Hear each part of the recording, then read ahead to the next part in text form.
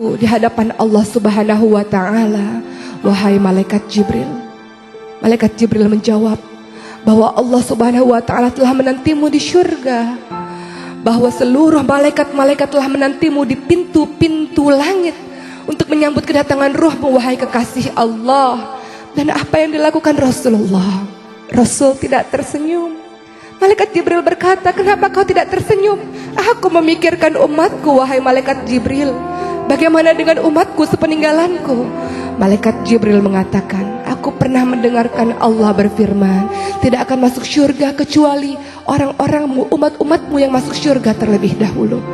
Maka perlahan-lahan ditariklah ruh dari Rasulullah SAW, dan Rasul mengatakan, betapa dahsyat rasa sakit ini wahai malaikat, betapa dahsyat rasa sakaratul maut ini. Kalau engkau mau wahai Allah, timpakan rasa sakit seluruh umatku terhadapku wahai Allah. Rasulullah SAW memikirkan bagaimana rasa sakit sakaratul maut umatnya, dan kemudian Rasulullah SAW pun semakin menderita sakit yang sangat parah, seperti dicacah oleh pedang rasa sakaratul maut tersebut.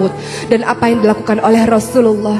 Rasul mengatakan ingin kembali kepada Allah. Tangannya kemudian ditunjukkan ke atas, la ilaha illallah, la ilaha illallah. Dan itulah akhir hidup dari Rasulullah SAW. Aisyah bingung, Aisyah merasa bersedih. Kemudian ia berlari di depan pintu rumahnya dan mengatakan, Rasulullah telah wafat, Rasulullah hari ini telah meninggalkan kita semua.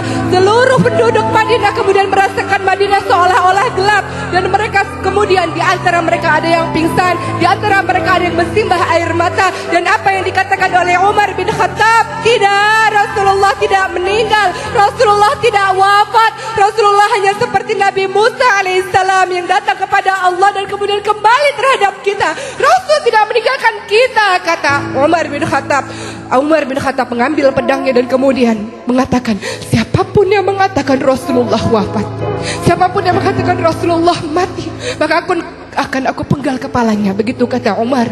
Abu Bakar menenangkan Umar dan mengatakan, Umar, duduklah, tenanglah Umar, tenanglah Umar. Namun Umar tidak mau mendengarkan kalimat dari Abu Bakar. Siapapun yang mengatakan Rasul wafat, aku penggal kepalanya, kata Umar. Umar tidak mampu menahan rasa kesedihan yang luar biasa. Umar, orang yang tegas ini, tidak mampu menahan air matanya. Kemudian Abu Bakar datang ke mimbar dan mengatakan, wahai manusia, ketika kalian menyembah Rasulullah, ketahuilah Rasulullah hanya manusia biasa yang mati. Tapi ketika kalian menyembah Allah, Allah hidup dan tidak pernah mati. Maka tertunduklah Umar, kemudian tersungkurlah Umar. Dengan bersimbah air mata ia mengatakan, wahai Rasulullah, wahai Rasulullah. Umar baru paham bahwa itulah matinya Rasulullah SAW. Seluruh orang yang ada di Madinah merasakan kedahsyatan rasa sedih yang luar biasa.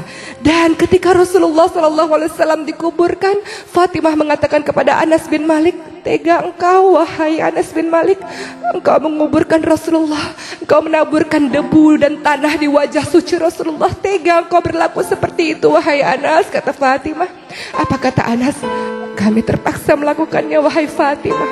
Hari itu menjadi hari kesedihan yang luar biasa bagi seluruh penduduk Madinah. Hari itu menjadi hari yang luar biasa, kesedihan yang tak tiada terbendung. Semua orang menangis, pun Bilal bin Rabah yang tidak mampu untuk membendung air matanya ketika mengumandangkan azan.